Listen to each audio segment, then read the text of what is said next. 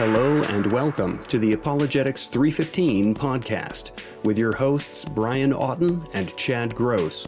Join us for conversations and interviews on the topics of apologetics, evangelism, and the Christian worldview. I gotta get some sleep. I'm dying. You don't look good. I don't? Well, you look better. You didn't used to look like this. Hello, welcome to the podcast. I'm Brian Auten, and as always, I'm joined by Chad Gross. How's it going today, Chad? I'm doing well. I'm a little tired. Stayed up late last night watching a cartoon called Extreme Ghostbusters from 1997. Had not seen it. It was a follow-up. It was a follow-up to the real Ghostbusters cartoon, and I actually ended up watching 2 episodes. It was quite fun. So Egon was in it, and he was training some new Ghostbusters. It was good stuff. Yeah, but I'm excited for the interview today. Yes, well, I'm excited. Yes. I hope that you're in top form today, because today we'll be interviewing Craig Hazen of Biola University. He basically trains up the present day Ghostbusters. He's like Egon, right, in the apologetics world. So let's get ready for that interview. If you are not familiar with Craig Hazen, I have interviewed him in the past, but I'm curious to know what's going on these days with Biola and to catch up with Craig. He's the founder and director of the Master's Program with a concentration in Christian apologetics, and the director of the Master's Program with a concentration in science and religion. He's also the editor of Philosophia Christi, and I always have a hard time saying that. That's a philosophy journal. He's also the author of The Village Enlightenment in America, the acclaimed apologetics novel, 5 Sacred Crossings, and dozens of articles and chapters in various books and journals. He's a recipient of the Fisher Award, the highest faculty honor at Biola, and has lectured across North America and Europe on key apologetics topics, including lectures on Capitol Hill and in the White House. He is a popular church and conference speaker and a former co-host of a national radio talk program. So the purpose of this interview is to find out more about Craig and his work in apologetics, what's on offer in the area of apologetic studies at Biola, and pick Craig's brain about current trends in culture and apologetics. Let's get ready. Switch me on. Craig Hazen, thanks for joining us for the interview. Hey, great to be here, Brian. Thanks for having me on. Hey, you know what? I wonder if your audience actually knows who you are. I'm getting a look at you right now over some sort of computer connection, but I know it's just audio. But I've been admiring your work for years. In fact, I think I tried to hire you out from, probably under you, because you're your own boss. But I was just so impressed by your ability to bring so much wonderful material together at one site. I just thought, this has got to get promoted. We got to find a way to really highlight this. And, something I never told you. I don't think I ever told you how wonderful I thought you were. Little chapter in that Sean McDowell edited book called A New Kind of Apologist. Yeah. You had a little chapter in there called Apologetics and New Technologies, where you just laid out some very simple, divisions of labor in the field of apologetics and communications. And it was just wonderful. So I hope people know about that and go and dig it up. Sean McDowell, New Kind of Apologist, Brian Auten's chapter, Apologetics and New Technology. Craig, thanks so much, but we're here to promote you. We're here to tell you that we have been thankful for the work of Biola and the things that you're doing there with the apologetics program, and we'll get into that a little bit here. I was thinking, Dr. Hazen, as we were preparing for the interview, that I'm familiar with your work, your books and things, and 5 Sacred Crossings and Fearless Prayer. And I'm familiar with, I've watched numerous lectures, but I don't really know much about your background. So I thought it might be interesting for listeners if you could just kind of tell us a bit about your upbringing and kind of how you became a Christian. Yeah, I did not grow up in a Christian home. And so by the time I got to be a senior in high school, I was like the village atheist or agnostic, That was that I was really standing against God. I just thought, I've never heard anybody give me any good reason to. And it seems like the way it was playing out for me, even at such a young age, looked like science really had most of the answers, or at least the knowledge foundation that I was looking for. Religion was either a you believe it or you don't kind of situation. And So that's where I was at the time, and just trying to plot out my life based on that. But then some cute chick invites me to church. It's not just any church, it's Calvary Chapel in Costa Mesa, California, which is like a huge evangelistic operation, especially on Monday nights. She invites me on a Monday night when a guy named Greg Laurie, was preaching. This is back in the day when he had hair. And so he's doing the message. The guy who plays the music before Greg Laurie is Keith Green. Oh, wow. I didn't know who these people were. But man, I just felt the spirit smack me upside the head. And literally, I remember thinking, just as a kind of experiment, literally a kind of a scientific experiment, I'm going to go forward at the altar call. And I go forward and I never turn back.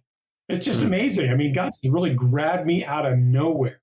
Wow. And how old were you at that time? I was 17. Oh, okay. All right. Wow. That's fascinating. It's my senior year heading off to college. And so that was a great time to capture me. Yeah. And Greg Laurie and Keith Green, you really didn't have much of a shot. Exactly. Yeah. Oh, man. That's great. So apologetics by nature became a big part of what I'm about, because I had to have those questions answered that I was walking around with. And still, even after I went forward at an altar call and started going to a church, I wasn't getting much in the way of answers. But I started to bump into people who would hand me books and cassette tapes, to date myself, and what radio programs to listen to. I started dialing into all this stuff. And man, there were some superb Christian intellectuals who had a lot to say about the questions that I was asking. And so when I started hearing those things, I'm like, oh, this just didn't feel right. This turns out to be something you can know to be right. And amen. Yeah, and so that actually led me into philosophy and into comparative religions, which has been my areas all my life. Now, I'm curious to know was that questioning mindset just you by nature, being that sort of a person who needs to know, or was it like something that you wanted to pursue for evangelistic purposes? And what was the attraction to philosophy? How did that bring you to Biola? What was that whole journey there? Yeah, I think I was doing it mostly for me. I mean, I just had to have a satisfied mind. I had this warm feeling in my heart, but I wanted to make sure there was like a tight cord between that and what was going on in my noggin. So I was just thrilled to see that answers were pouring forth, and of course that moved right into my evangelistic opportunities. And my heart has always been as an apologist and evangelist. In terms of philosophy. So I'm a Christian now, but I'm still at a secular university majoring in biology. And I was thinking I was going to go into medical research or something like that. But I knew I'd end up wanting to be a teacher or professor in something. And rather than doing it in biology or medicine, how about philosophy or religious studies or something? Because there's so many more controversial issues, and they're universal, and they're very impactful on people's lives. And so I just started steering that direction, and I started taking every philosophy class, every religion class at a secular university that would count towards my degree. And so I actually had a huge running start on all of this. And then I knew I was going to end up going to study philosophy or theology.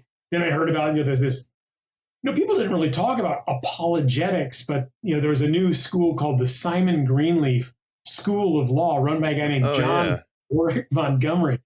Well, I ended up becoming fast friends with Montgomery and took most of his program in Christian apologetics there. I never finished his little unaccredited MA degree, but man, did I learn a lot. So then I just taught high school and saved up money so I could go off to, like real grad school. And I did most of that at University of California in Santa Barbara that had one of the top religious studies programs on the planet. And I was really glad to get in there. Mm-hmm. And so after all of that, how did you end up at Biola in your current position? Yeah, well, funny. I'm getting towards the end of my degree program at UC Santa Barbara in religious studies. I'm in the dissertation writing stage, and I got a couple of kids now. I got to feed them. So I ended up writing a letter to Simon Greenleaf University now to see if they want it. I said, I went there. How about if I come back and run your apologetics program? They said, okay. So I did that. Wow. And I did that for 5 or 6 years, and it just grew like crazy. I didn't know it, but I had a real marketer's touch and a knack for promotion. And so that school took off. But at one point, it was starting to be looked at to be taken over by another school. So I did some backdoor talks with Biola, and Biola just opened up their arms and took in this whole apologetics program, even though they had just started a philosophy of religion program. So Biola University in Southern California became the home of, the biggest apologetics educational endeavor on the planet. Wow. And I've been running it ever since. It's been about 25 years. Yeah. So if I'm understanding it correctly, there are 2 master's programs at Biola that you're in charge of. Is that right? Yes. So the first, in which you're the founder and director, offers a concentration in Christian apologetics. Yeah. Then the other, in which you're the director, offers a concentration in science and religion. Is that right? Okay. Right. Can you tell our listeners and those who might be interested in Biola a bit about each one of those programs to kind of give them a taste? Yeah, they're both apologetics programs. And the first one, the MA in Christian apologetics, is just a little more general in that you kind of get the whole spread. Now, we still have a lot of electives, so you can make a lot of choices. A lot of people are able to do a kind of concentration in issues in science or philosophy or historical apologetics. But you can cover the whole thing in the MA in apologetics. The MA in science and religion is really for those with science backgrounds, or, they're kind of hardcore, hard-boiled science guys who maybe never majored in it, but are really love it. That is just a subset of what we do in the Master of Arts in Apologetics.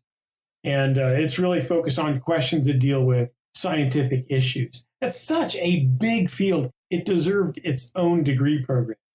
And It's been a real gem. That MA in science and religion. So in fact, some of our students who do the MA in apologetics end up doing a second degree, an MA in science and religion, because they discover how wonderful it is. And we have just the finest faculty around. Wow. What is the sort of cross-section of your students? I mean, what sort of walks of life do you see coming in? What do they use that degree for? What sort of doors might it open for them? And what is most people's motivation for taking that, do you think? The makeup of our student body just surprises us every term. I can't believe the kind of people who are coming into our program. And from all over the world now. We started a distance program a decade ago before any other programs at Biola. We were the first ones. And but it always required people coming to campus for some residency time. Well, that actually was a hindrance to a lot of students from around the world. So we've now packaged it up into a completely online program, if a person wants to do it that way. That's brand new. It's really launching fully in this coming fall, but we have students working towards that already. Oh, wow. That's great. Because, that was when I was looking into programs, that was a hindrance for me. And I thought, well, I can't be flying all around the world. But, that's great to hear, because, if there's other people looking into things, that's going to be a great selling point or an attraction, I would think. We did drag our feet on doing a fully online program for a while because bringing students to campus was magical. It was magical. Yeah, right. It's hard to convince a student to come to campus because, you have to get on a plane and fly from, Northern Ireland or someplace. That's a big deal, especially if you've got a full-time job and a family and ministry duties and all that. But once they got on campus, they didn't want to leave.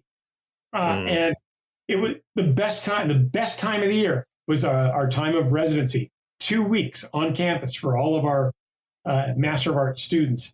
However, we still have that, but students can do it voluntarily. They're not required to do it. So if a student in Singapore does want to come and spend some time on campus and meet all their professors and rub elbows with the esteemed leading lights in apologetics, they can do that still.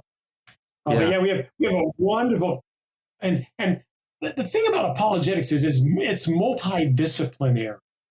And so don't think that you have to have a background in biblical studies or theology or philosophy or historical studies or cultural studies. We'll give you all of that in our program. Sometimes it's great when a person comes in with a background, an academic background that's really kind of off the beaten path, like mathematics or biology or art history. And hey, even if you majored in accounting or physical education or something like that that doesn't seem related, we'll give you everything you need. But so we have people from wildly diverse academic backgrounds and parts of the world. Yeah. Quick follow on about the distance learning. Now, that appeals to me because, well, in the sense that, I'm far away and, I got the job and family commitments. But I don't want to poo-poo the idea of, the on-campus learning. And would you speak just for a moment about the value and the importance of place and community and maybe being around others who are learning the same thing and being able to have conversations offline with people who are studying the same thing and not being separated and apart? Because, there is that element of disconnection with remote learning. So can you speak to that, the value of that maybe? Yeah. I personally feel bad for some of our students who can't come to campus, or campus visit of some kind, who have to just, because of very important duties and very good reasons, they have to do all of their studies remotely. I feel bad for them because I know what happens when they really do get to campus. So we're going to urge them and help them. And maybe we can even raise money to help, fund their trips to campus if possible, because it's just that important. I remember early on when we started our distance learning program, this is when it had a mandatory residential component. And here's three people who were sitting in the front of the classroom every day: Nabil Qureshi, Mary Jo Sharp, and Doug Powell. Now, probably at least two of those names. Oh my gosh, they formed lifelong friendships and connected their ministries for the rest of their lives. And I think of that every time I think of how students might miss this, thinking that, well, it's really not that important that I show up on campus. But friendships, mutual encouragement, and actually ministry synergy through the rest of their years is all there for the taking if a person shows up on campus. Yeah. Wow. Great points. Yeah, that's very helpful. I was curious. We a couple of weeks ago, we interviewed Fuzz Rana. And he was talking about how Kenneth Samples is currently working on a new book, and that how Samples has kind of come to the conclusion that people used to be asking, the questions about Christianity are changing. So they used to be more based on, is it true? And now they tend to be geared more toward, is it good? And I was wondering if over the 25 years you've been at Biola, have you seen that kind of shift as well as to what questions need addressed? Does that make sense? It does. Okay. Yeah. And there's definitely a shift. In fact, I've seen, several shifts in my tenure. I can imagine. Yeah. I just think back to the little intellectual fads that come blowing through, and everybody in the church gets all alarmed and they start knocking on our door. And then we spend 5 years gearing up for it, and we write the books, we get the word out, and then the intellectual mood shifts and we're off to something different. I kind of hate that. Yeah. That is one thing that's helpful in doing historical studies. You go, man, we've seen this 100 times before. People think it's all new, and it's not. So if I'm interacting with the church, we do a lot of conferences in churches. In fact, we're crazy busy with that, and it's really fun. And plus, we get to see the lights go on in people's minds in these churches, and it's really wonderful. But sometimes they go, oh, we gotta cover this latest thing, you name it. I don't know. It might be the Da Vinci Code, help us with the Da Vinci Code. Right. Dan Brown wrote a book and everybody's reading it, or, Rhonda Byrne and The Secret. Help us. Yeah. I say, look, ignore it, because here's what's going to help you. If you can actually get under your belt excellent reasons to know that God exists, that he speaks to humankind, and that we can know that, and that Jesus was a real historical figure who died on a Roman cross and came back from the dead on the third day. And if you can get some understanding of why God would allow evil, some understanding of the reliability of Scripture, all of those, anybody then can do apologetics and answer the strange new questions that are on the horizon. And so, in other words, I'm always big for going back to the fundamental issues of apologetics. Number one, people generally haven't studied them anyway, and so they need to. And number two, it just helps them not get alarmed when the latest fad comes through. Yeah. And churches desperately need people who are grounded in the basics, because so many people in the congregation are just confused. The devil is really good at confusing people, and their children get involved in terrible ideas and worldviews in their public schools, and they need help. And the parents need to be able to address some of those. And so it's not a bad idea to have the parents trained, but it's also good to have an expert apologetics guru at every church. And I think that ought to be a standard pastoral position. Yes. They're usually calling me, and I got a full-time job at Biola University, and I help as much as I can, but it's really showed me the need for somebody who can be there to answer these questions. We're really just trying to fulfill that great apostolic command, that's embedded right in the name of your organization. 1 Peter 3:15, be prepared always to give an answer, a reason for the hope that you have, yet do so with humility and respect. Yeah. We just need that going on in every church. It'll change the landscape. We don't have to run out and have detailed answers for how to respond to homosexuality. Somebody should know something about that, but not everybody has to know that.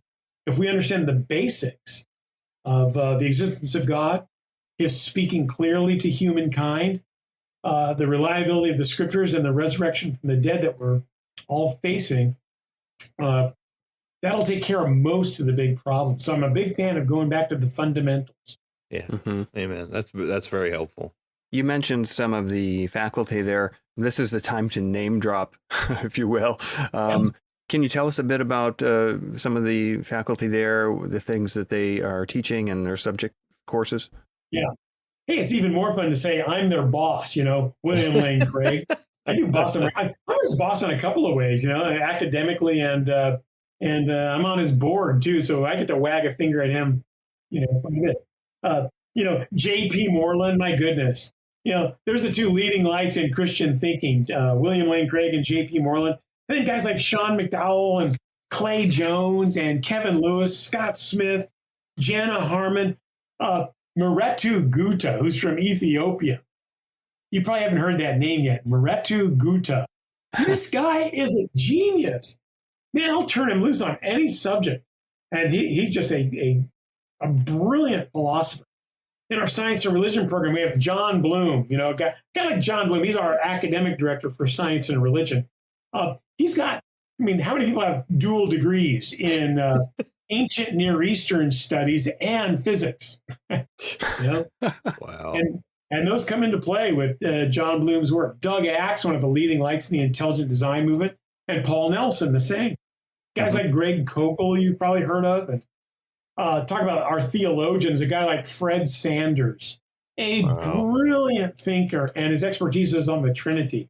We are really lucky to have him and being able to keep him. That's just a sample. I'm not even mentioning all the visiting lecturers and other faculty at the Talbot School of Theology and in our communications department and film studies. Because Biola University is a university. It's been around for 110 years. We have, over 6,000 students and hundreds of faculty members. And a good number of those are wonderful faculty members who love theology and apologetics. And I must say, almost every one of our faculty associated with our programs are just super stimulating speakers, too. They know their stuff, and they're really good at communicating. It's a very exciting program.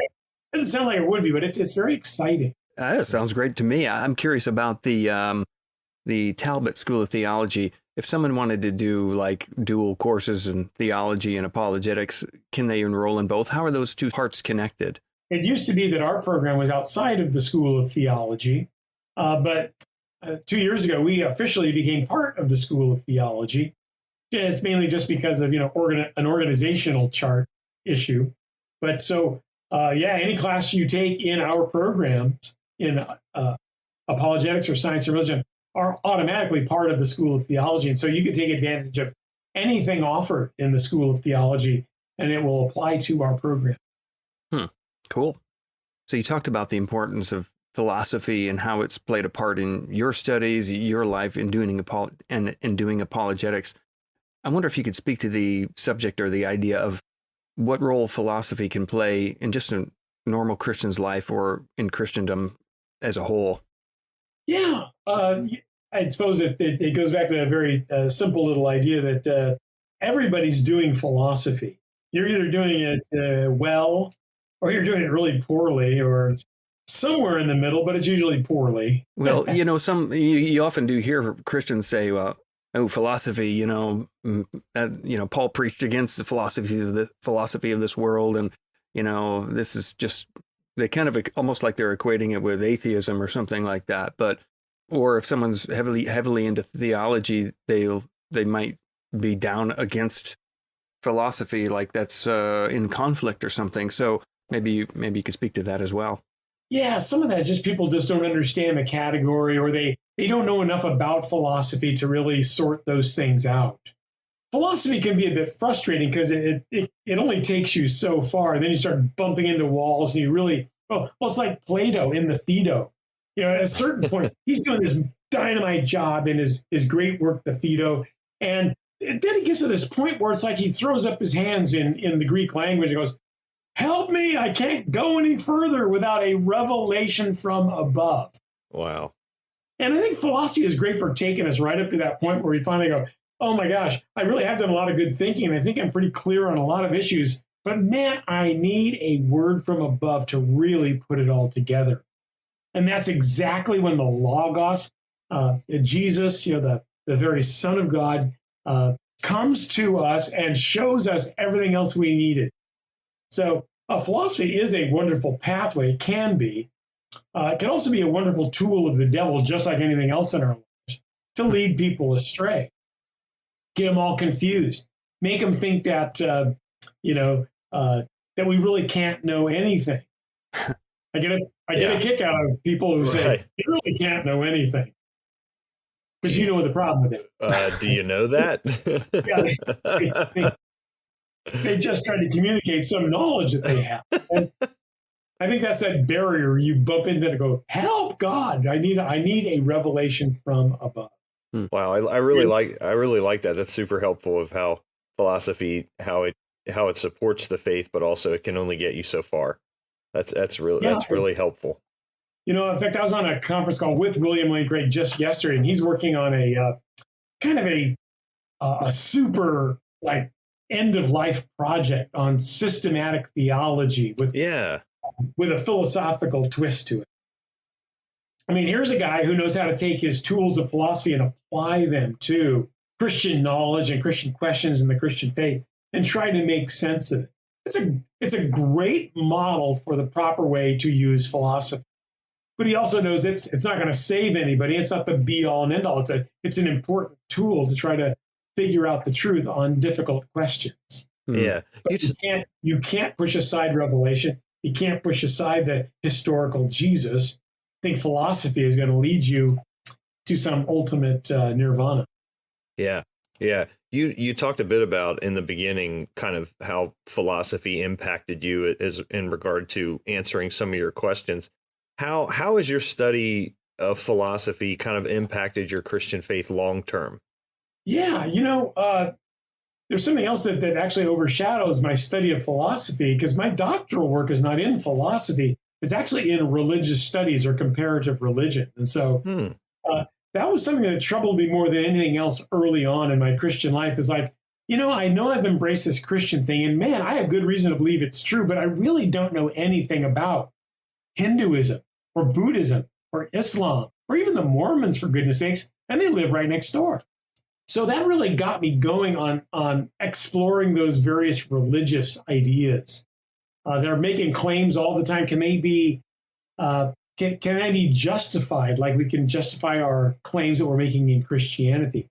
And I'm very pleased to say, after doing an MA and a PhD in religious studies, that, oh my goodness, Buddhism, Islam, Hinduism, Mormonism, you name it, they don't hold a candle to Christianity in terms of answering the most important questions, being a real path to salvation, and being deeply satisfying in the here and now.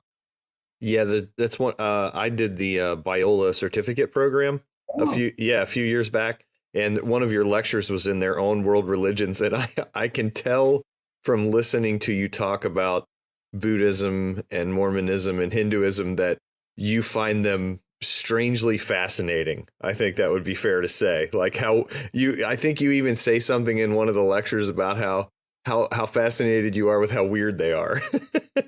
Yes, yeah. That really does characterize my view. After studying it enough, I go, "You've got to be kidding!" Yeah. Wow. But it ends up it ends up just causing me to go, man, I will never turn away from Jesus. I don't know. Amen. There's no other game in town. There just isn't. Yeah. There's no other game in town. Remember, I interviewed you long ago about your book, Five Sacred Crossings. Great novel, and awesome awesome to thinking critically about different worldviews and different religions. So I would want to point our listeners to there. So we talked about that book in the past, but I want to ask you about this one you've written most recently called Fearless Prayer. Can you kind of give our listeners the premise of that book and what your goal is in writing it? Yeah, I'm not the kind of guy who writes a book on prayer. In fact, one of my colleagues on campus said, "Hey, Hazen, what are you going to do this summer?" He said, "Hey, I got a book contract, so I'm going to be writing." "Oh, what's it on?" I go, "It's on prayer." And they go, "Oh." They didn't laugh at you? Or... so you're gonna write a book on prayer. But really, it's a very simple issue, and it's a very small book, but it's focused on one verse, this very puzzling and encouraging and weird verse in John chapter 15:7, where Jesus says, "If you abide in me and my words abide in you, ask for anything and it will be done for you." Really? Now, it's not because after reading that passage, a number of times in my Christian life, the Holy Spirit was like pecking like a woodpecker on the side of my head saying, "Pay attention to this." So I started paying attention and I said, "It's not helping. I'm not getting it."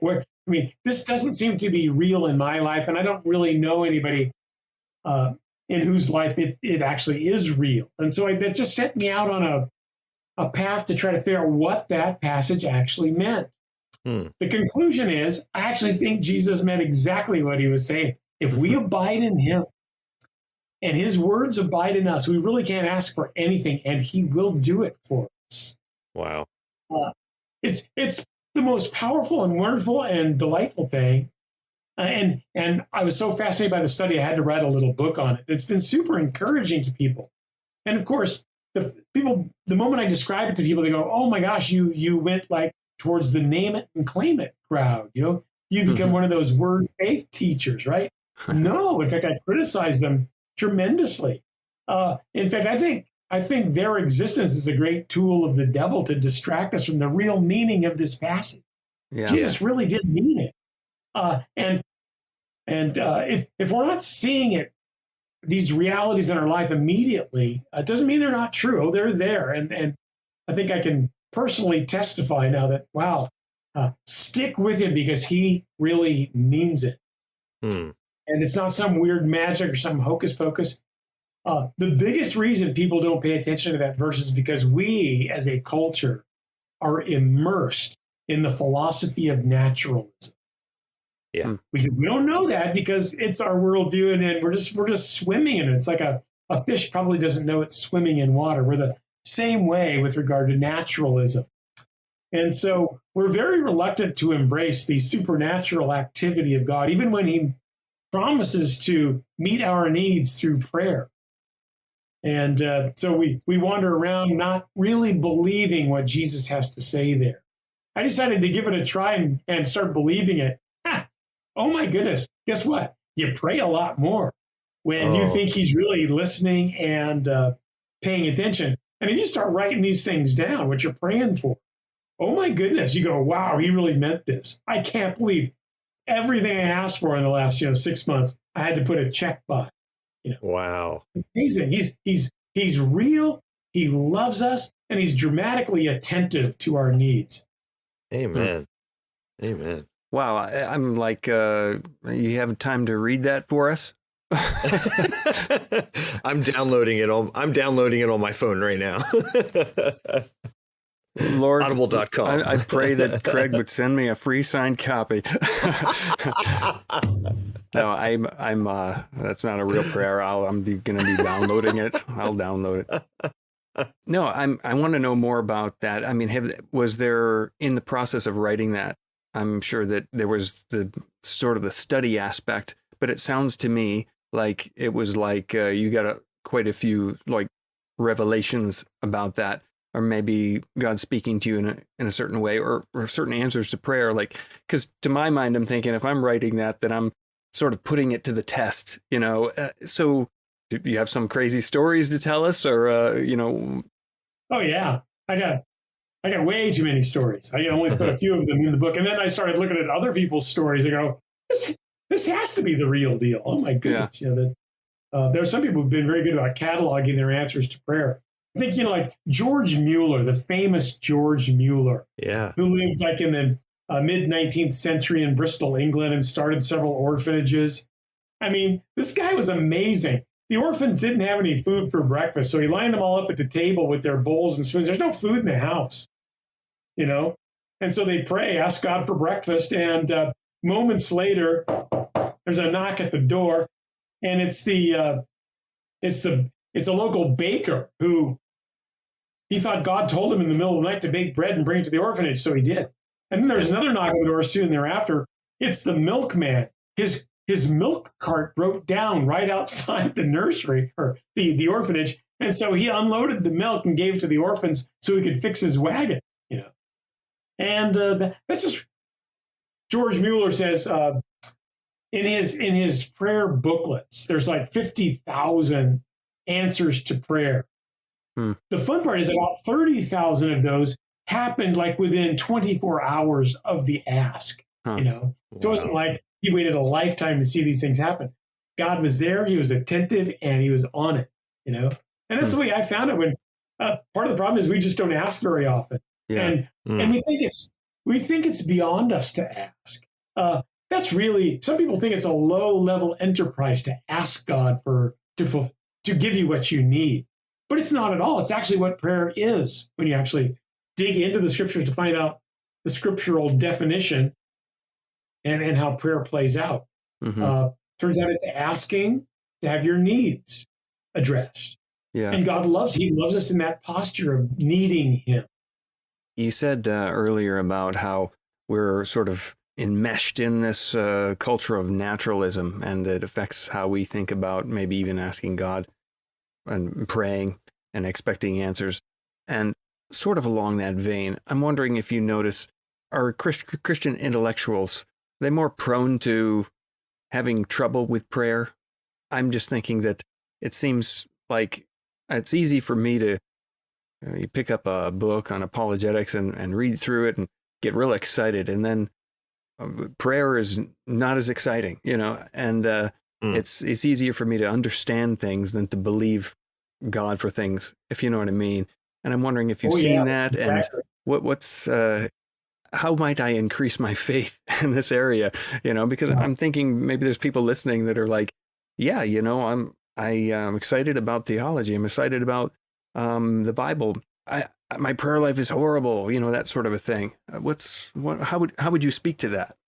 Oh man, we are on the same page. I mean, I was reading the Bible this morning and I found myself, I had commentaries all over my lap, and I was just so interested in all the details and how it all works out and what different commentators have to say about a particular passage. I go, oh yeah, I should probably stop and just read the text first for a while and interact with God about it. But I think he loves the fact that I love his word and that I want to know what it means in great detail. I just can't get so caught up in that I forget the actual communication he's trying to give to me through the text of Scripture. But yeah, that was always the struggle with me in prayer too. The intellectual questions were just so interesting. Learning to practice some of these things, it wasn't first nature to me, and so I had to work at that and develop that a little bit. And I know those people who are really good at prayer. Sometimes they're very loquacious and they just have beautiful words to speak. And I've never had that with regard to a public prayer life or a private prayer life. My prayers are so short and weird. Like God bless my kid. Help me with that thing I got today. And I stopped feeling guilty about that. I actually write those down in very shorthand. Some people write these long, flowing prayers in their prayer journal. Not me. It's just kind of a checklist. But man, I'm getting it out there. And guess what? And God loves it all the same. Yeah. That is my personality coming out in my prayer. And he knows me very well. And he knows that's how I'm going to pray. But I do have to do it. Yeah. And so having a prayer journal, even if it's just very small notations in it, it's good to go, wow, I really slacked off last week. So it just keeps me accountable in writing. I can always look back and see how I've done. And but just sticking with it and keep banging, like the parable of the persistent widow and the unjust judge. You just keep pounding on the door. There's some things that for me that are answered almost immediately. It's amazing. I love seeing that. Yeah.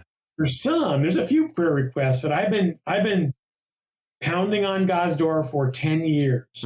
And guess what? Because of my experience in the short term, I still think he's going to come through with those long-term prayers. I mean, some people out there saying, hey, just give up and die, Hazen. No. He's been so faithful. I totally think he's going to do it. These just happen to be really big ones that involve people's wills and all kinds of political intrigue and everything else. We'll see what he will do. But he's heard my prayer, and I'm going to keep pounding on the door. Well, I'm looking forward to reading that book. I haven't read it yet, so thanks for sharing about that. Now, are you working on any new projects at the moment? I'm pleased to say no. There's so much administrative work right now to do, running a couple of academic programs through COVID-19. That I'm really glad I didn't have a book contract to fulfill. I'm looking forward to it maybe next year. I don't even have an idea for a book. Well, I take that back. I've always got a drawer full of ideas. I don't have anything on the front burner, though. Writing is not my favorite thing to do. Some people love it, and they do it so well and so fast. I travel with J.P. Moreland, for instance, a lot. And we'll be sitting on an airplane together, and he'll pull out his laptop, and he'll flip it open. He'll take a deep breath and start pounding on the keys. 45 minutes later, while I've been eating, peanuts and watching a movie, he'll close his laptop, and I go, so how'd you do? He goes, got a couple of chapters done. I go, you dog, It just flows from him. I could have never done it. I need all the special quiet and the right environment and scented candles. Yeah, exactly. You just pull out a laptop, open it up, and bam. So I really admire that. I know a lot of scholars who do it that way. The Craig Keeners of the world who, write entire, they actually fill not shelves but wings of libraries. I was just wondering, kind of off the beaten path here a little bit. I'm an elementary school teacher, so I've been dealing with, COVID-19 and how that's affected school. I was wondering how COVID-19's impacted you and the students at Biola and the faculty. It's just depressing. It's a lot of hard work. We've gotten used to it now, so it's a little bit better. But oh my gosh, their learning curve was tough. There's so much to do anyway, being a teacher with a lot of responsibilities. And then to relearn all your communication techniques and your ability to interact with students. And then even when you do it really well, it's still subpar, in terms of communication and so on. it's draining, and we're all looking forward to getting back to some semblance of normality. Yeah, same here. Yes. That's got to be especially brutal being a elementary school teacher. Wow. Yeah, it's interesting trying. I've taught first, second, fourth, and fifth, but during the pandemic, I've done either fifth, and then the following year I got switched to second, and so it's quite a challenge having 28-year-olds on Zoom. I can't even imagine. I can't imagine. It's like whack-a-mole. Very good. Well, Craig, for those who are listening, they might be curious about both your books and also the apologetics programs at Biola. Where would you want to point them? And if they're interested in sort of like looking into those and signing up, how would they go about that? Yeah, just search for Biola Apologetics, and you will run into our Master of Arts program, and check out the MA in Science and Religion, the MA in Christian Apologetics. I think you'll really be pleased. They're wildly stimulating. They have a degree of prestige to them. They're affordable, relevant, and convenient. I mean, it doesn't get much better. So many of our students have gone on to do such amazing things. That's the thing. I'm looking back on my life and going, wow, I can't believe how many students have gone on for PhDs and are now writing top-level books and are doing tremendous evangelistic work and professoring at various places. So if you're wondering what you can do with apologetics, man, the sky's the limit, and what you can do is still being written. Well, thanks so much for joining us for the interview today, Craig. Hey, my pleasure. Thanks for having me on. Yeah, it was nice to meet you. Well, that's all for today's podcast. Thanks for joining us and for your questions. If you have a question you'd like us to address or just a message for us, and feedback good or bad, you can either email us at podcast@apologetics315.com, or you can actually leave a voice message for us using SpeakPipe. Just go to the podcast page for today's episode and hit the link for leaving us a message, and you can record one for us. Remember, include a Ghostbusters quote in your question to guarantee that we will read it on the podcast. And we also ensure up to 50% better quality answers. Also, if you've enjoyed today's podcast, please leave a review in iTunes or the podcast platform of your choice. Please share this episode with a friend if you found it useful. Remember, you can find apologetics resources on the apologetics315.com website, along with show notes for today's episode. And you can find even more apologetics stuff over at Truth Bomb Apologetics at truthbomb.blogspot.com. This is Brian Auten And Chad Gross for the Apologetics 315 podcast, and thanks for listening. Peacock fuels your true crime obsession with exclusive new originals. John Wayne Gacy, Devil in Disguise. Clowns can get away with murder. And Epstein's Shadow, Ghislaine Maxwell. She inherited Jeffrey Epstein's secrets. Plus the most bingeable crime series, Snapped. Sign up now at peacocktv.com. Frostbank won't charge fees on overdrafts $100 or less based on qualifying conditions. That means no fees on accidental overdrafts, emergency overdrafts, or even when you sign up for a free audio streaming trial to listen to more than the same 8 CDs you've had in your sedan since '03, but then you never use it because, hey, they're 8 great CDs, and completely forget to cancel the trial until it bills you for a full year. Overdrafts. None of us is perfect, which is why Frost is introducing $100 overdraft grace if you meet qualifying conditions. Learn more at frostbank.com/overdraft.